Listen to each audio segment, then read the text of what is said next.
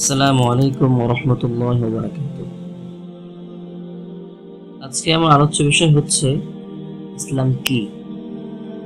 ইসলাম সম্পর্কে আজকে আমরা জানব কিছুটা।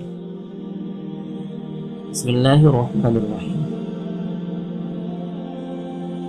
প্রতিটি ধর্ম, সংগঠন ও দলের দুটি দিক থাকে, একটি ভালো, অপরটি মন্দ।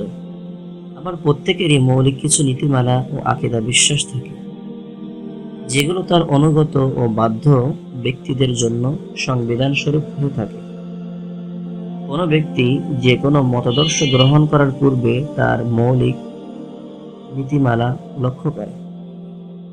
যদি সেগুলো তার মনোপুত ও বিশ্বাসযোগ্য হয়, তাহলে তার সুচিন্তা ও সুজ্ঞানের দ্বারা তা গ্রহণ করে নেয় এবং এতে তার সন্দেহের লেশমাত্রও থাকে না।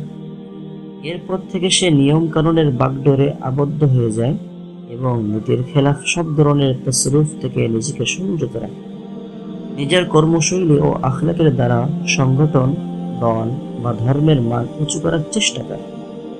এভাবে জাতির সামনে সে একজন চিন্তাশীল, আদর্শবান ব্যক্তি হিসেবে পরিচিতি লাভ করে। কোনো সংগঠন বা দলের সদস্য হতে হলে 4টি বিষয় আবশ্যক, যথা: 1.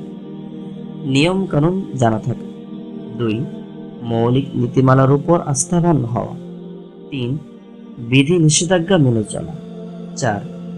সংগঠনের আলোকে জীবন পরিচালনা করা। ইসলামের ক্ষেত্রেও আলোচিত বিষয়গুলোর প্রযোজ্য হবে।